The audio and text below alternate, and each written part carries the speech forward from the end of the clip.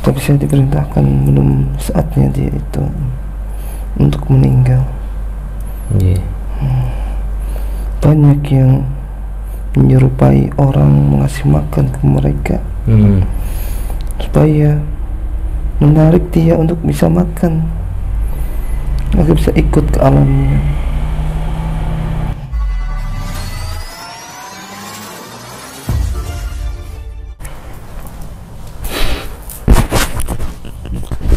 Assalamualaikum warahmatullahi wabarakatuh. Waalaikumsalam. Salam, rahayu. Alhamdulillahi rabbil alamin wa bihi nasta'in wala haula wala quwwata illa billahil aliyil azim. Buat penduduk bumi, sahabat Sandergator dimanapun berada, mudah-mudahan selalu sehat, selalu dalam lindungan Allah Subhanahu wa taala, amin. Yang sedang kesusahan dimudahkan, yang punya hajat seperti kabul hajatnya, dan apapun hajat kalian mudah-mudahan terkabul, amin ya rabbal alamin. Kali ini akan melanjutkan tentang mediumisasi yang kemarin, Mas Gibran yang hilang di Gunung Guntur, karena ada yang menolong, yaitu kakek berjubah. Ya, kita ingin tahu beliau siapa, sejatinya beliau siapa. Mudah-mudahan beliau berkenan buat datang ke sini, ya, memberitahu menjelaskan apa yang terjadi, ataupun siapapun beliau, ya mudah-mudahan beliau berkenan buat diajak ngobrol, diajak komunikasi dengan kami. Mohon doanya, mudah-mudahan dilancarkan, dimudahkan, dan diselamatkan. Bangun siap, bentengi pagari badan mediator saudara saya Pak Gunawan. Bentengi, selain yang saya tuju tidak bisa masuk dalam tubuh mediator, selain yang saya tuju tidak bisa masuk dalam tubuh mediator. Bismillahirrahmanirrahim. Ya Allah, dan izin guru kami Beliau Sang Yang Nur Cahaya Nirwana, mohon kehadirannya yang menyelamatkan Mas Gibran yang berjubah putih kakek-kakek katanya. Dengan izin Beliau Sang Yang Nur Cahaya Nirwana, mohon kehadirannya masuk dalam tubuh mediator. Allah sallallahu alaihi Muhammad, sejatinya sosok beliau siapa? Allah.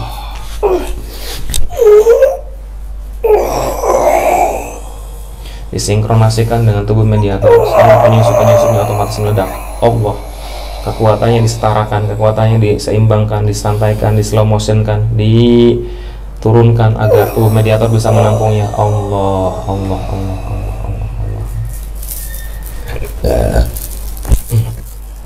Terus rampes sarang saha ibah.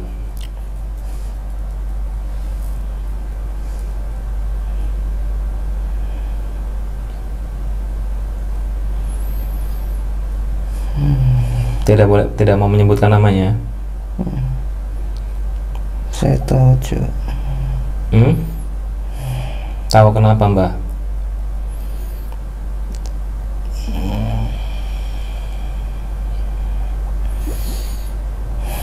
Kenapa? Enggak apa-apa, ngobrol aja, Mbah.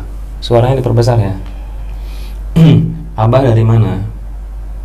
Saya pengusaha yang di Gunung Cianjur.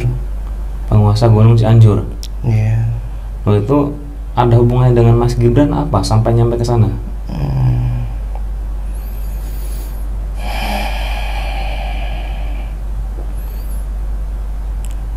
Jadi itu belum saatnya.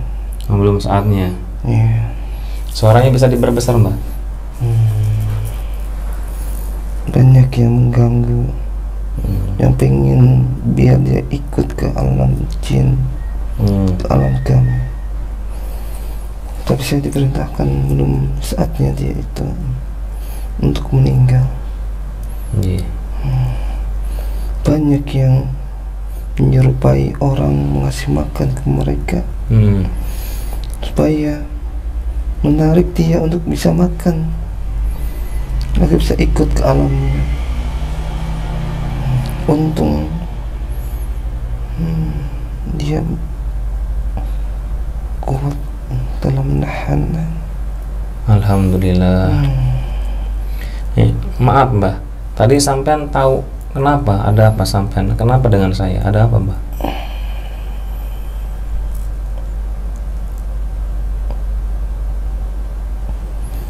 Saya masih di bawah pasukan beliau. Alhamdulillah. Tapi sampean belum Islam ya? Sampean menjaga apa di sana, Mbah? Banyak tugas, Cuk. Alhamdulillah. Berarti saudara sama ketemu saudara beda alam. Gak apa-apa, nanti ada waktunya sampean Islam, bukan? Berarti yang menugaskan sampean dari beliau langsung? Semua pemimpin yang ada di masing-masing paku di Indonesia ini, gunung ini, semuanya sudah mengetahui sosok sejati beliau, dan kami tunduk patuh terhadap beliau. Terima kasih. Masing-masing udah punya tugas. Itulah nanti yang disebut cincin api ini. Berarti sampean menjaga cincin api tersebut.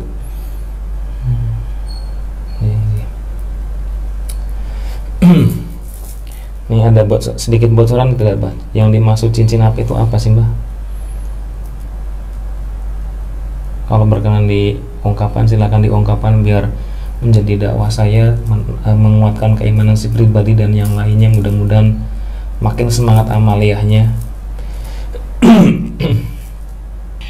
Cincin api itu ikatan dari gunung-gunung Nusantara yang mengelilingi terutama di Pulau Jawa ini. Dari satu gunung ke gunung lain itu berkaitan, menyatu, membentuk benteng yang kuat.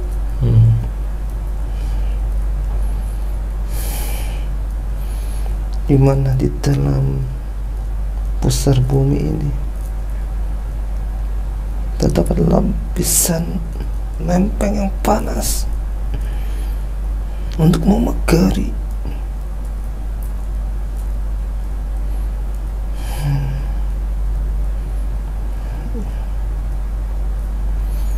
yang nanti muncul di akhir zaman nanti. Boleh saya sebutkan yang sampean maksud Yajuj Majuj, bukan? Berarti Yajuj Majuj keluar di tanah Jawa ini, Mbak?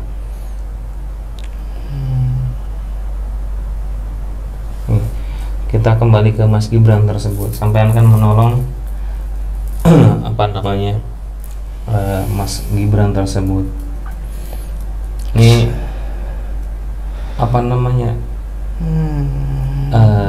yang menginginkan beliau tertahan di sana tuh sebenarnya penunggu sana yang ditugaskan atau gimana?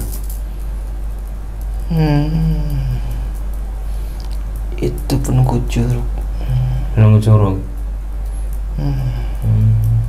Jadi sebangsa siluman lembut itu.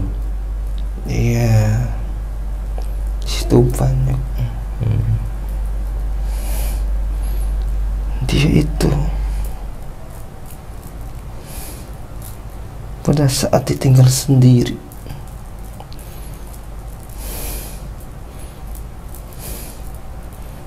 ya dari kecerobohan dia juga mengikuti suara yang memanggilnya, padahal itu suara halusinasi dari jin siluman yang memanggil supaya dekat untuk masuk ke ranah bangsa siluman. Bagaimana yang diterangkan oleh dia bahwa bangsa di alam gaib itu tidak ada malam, hanya terang benderang, sama seperti bangsa manusia.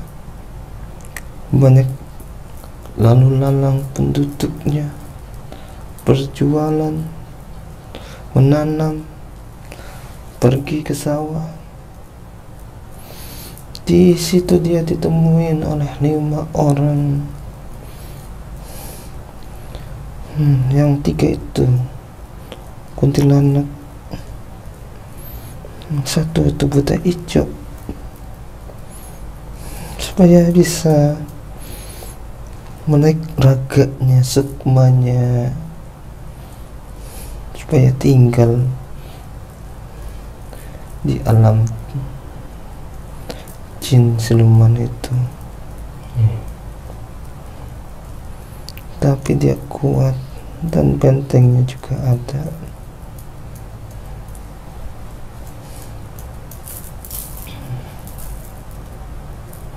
Terima kasih atas informasinya.